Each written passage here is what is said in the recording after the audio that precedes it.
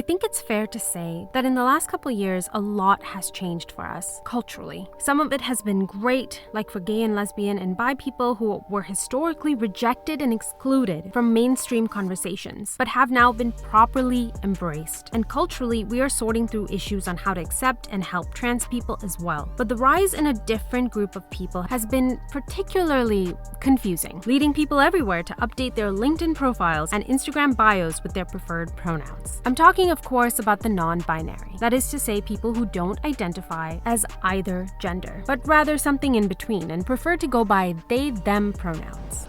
They. And here's a question I'm curious about. Why do people want to identify as non-binary and live outside of definitions? To answer this, I will be using Che Diaz as an example, since she's the non-binary character on the Sex and the City reboot, and Just Like That. And the character is played by Sarah Ramirez, who used to previously look like this, but now identifies as non-binary. And the show is very clear that they want to take real-life people and represent them as they are. Crying sends a signal that it's sad to be non-binary. That is what I said. I knew the scene was too much, and I told him that. I told him that repeatedly. The whole Che character was like a walking boomer joke that felt so fake to me. Just some phony, sanitized, performative, cheesy-ass, dad joke, bullshit version of what the non-binary experience is. It sucked. So let's start with the first why, a rejection of labels. Non-binary people believe that labels like woman, man, husband and wife, or boyfriend and girlfriend are too limiting. They would prefer to exist outside of such antiquated ideas. Che Diaz has liberated themselves from the gender binary. They don't identify as a woman or a man. And the rejection of labels is really a desire to reject the rules that come from said labels, i.e. rejection of what it means to be a woman or a man, as set by cultural norms. I'm in love with you. I love you too. I am so in love with you. And I want us to be together. Miranda, look at me. Look at me, listen to me. Are you listening to me? I can't give you anything traditional. That is not who I am. That's fine. That is great. And Che is not the only non-binary character on the show, since Charlotte's daughter, Rose, too wants to stop identifying as a girl and has changed her name to Rock. Did you change your name at school to Rock? Yeah. Did you do this because your friend Ellen changed her name to Eli? No, it's because I feel like Rock. We're a little taken aback that this particular child was allowed to adopt a new name without the parents being informed. Rock never gave us any clue that their parents were resistant to their changing identity. There? Did you just say there? We are not resistant, Robin. This is a very supportive environment for all children, cisgender, gender fluid, non-binary, trans. Rock is very clear. And in matters such as this, we take our cues from the children. We're talking about a 12-year-old here. Rose would eat ice cream for every meal if it was up to her. Rock. To accommodate her daughter's new choices, Charlotte sets up a day mitzvah so that Rock can participate in the Jewish culture in a non-traditional way. I don't understand. What do you mean you don't want to go out there? I just don't, Mom. I can't. Yes, you can. You've been practicing and studying for months. No, I haven't. You have. I'm not doing it.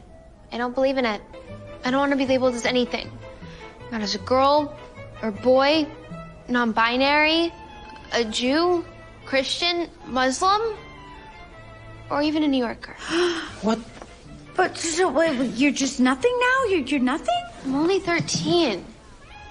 Can't I just be me? And this is the crux of the non-binary desire. It is to avoid being lumped into any boxes and exist on a plane of their own, where they can exhibit their individuality. So as part of the rejection of labels and rules is also a rejection of crystallization. What do I mean by that? Well, when we're young, we're just full of potential. We can choose to do anything and we can be anything. But as we start to approach our 30s, we start to solidify, since we have to sacrifice unlimited potential in exchange for specific knowledge, skill sets, wisdom, and an identity. And there's always a moment where everyone has to come to terms with this realization that they're just not that young anymore and can no longer just be anything. This is normal. This is the act of growing up and getting a solid sense of who you are, what your priorities and commitments are, and most importantly, what your values are. But the non-binary existence is an argument against that, not just in your youth, but in perpetuity, as is illuminated by Che in her 40s and Miranda in her 50s. Miranda leaves her long-term marriage to Steve to be in a non-traditional relationship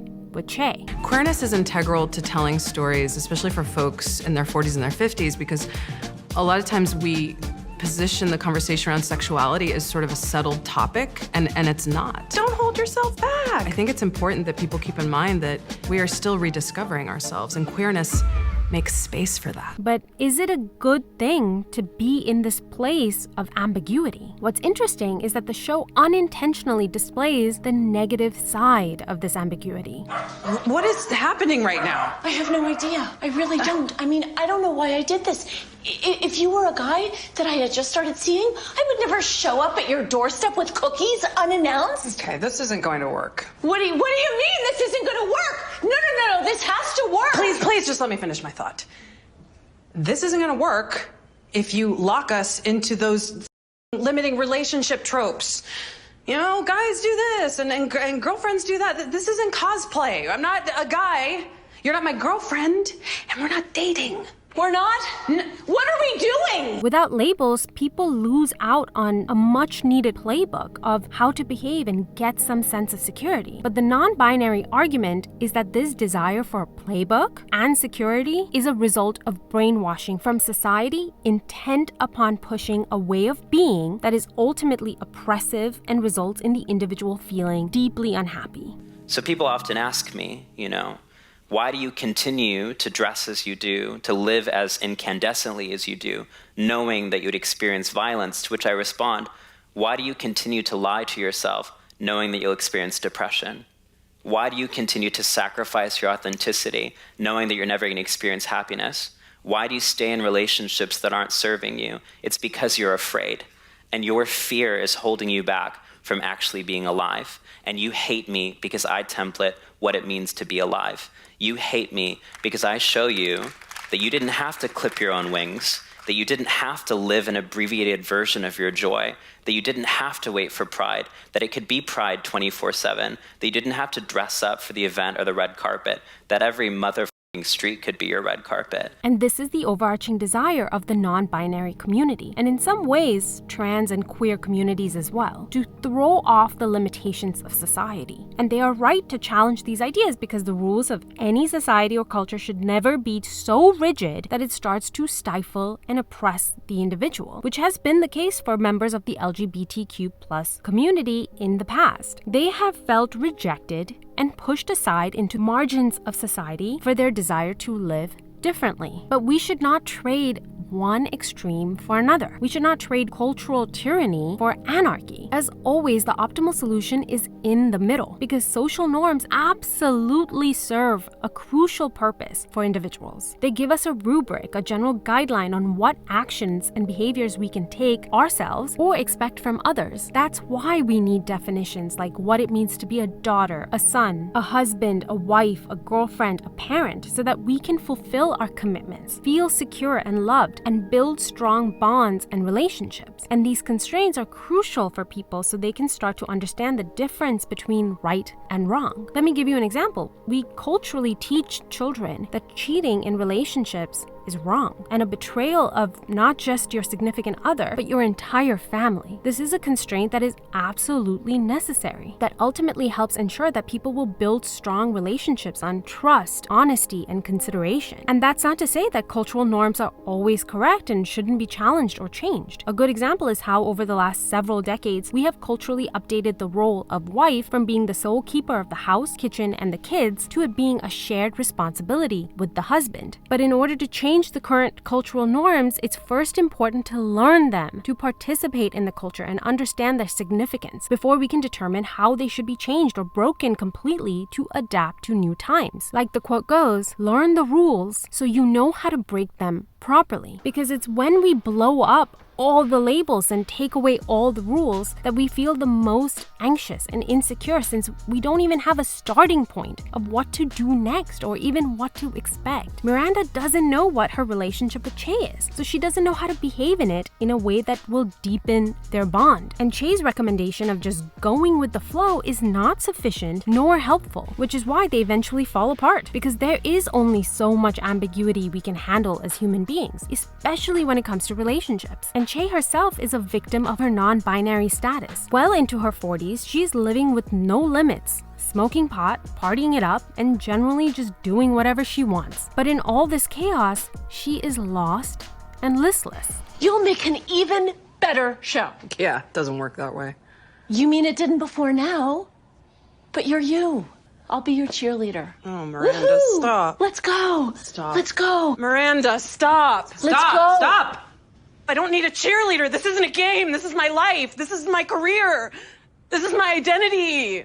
It took me 46 years to figure out who I am, and then a focus group 1 hour to destroy me. So I don't need to be all Tony Robbins right now. I got it. I am worried, Che. You've been moping around the apartment for weeks. I'm sorry I'm not climbing out of my deep depression fast enough for you. Hey, you were the one who said that I should do things to make myself feel better. I didn't mean cameos. I meant leaving the house. I'm transitioning.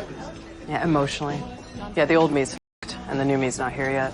And there are two perks of being non-binary that I haven't mentioned that I think play a huge role in attracting people to this type of identity. The ability to demand attention and the excuse of avoiding responsibility. The first is apparent in how so many companies have changed the way they do business, requiring all of their employees to declare their pronouns so as to accommodate non-binary and trans people. But also, every time a non-binary person is misgendered, they have the moral high ground to demand a correction. And if they fail to receive the deference, then they have the perfect story for social media where they can receive plenty of support from allies and other members of their community, all recognizing the trauma of their misgendering. But the second benefit is less obvious, but one displayed in full force on And Just Like That by Che. So, I just got out of an 8-month relationship with a married straight white woman. I know what you're thinking.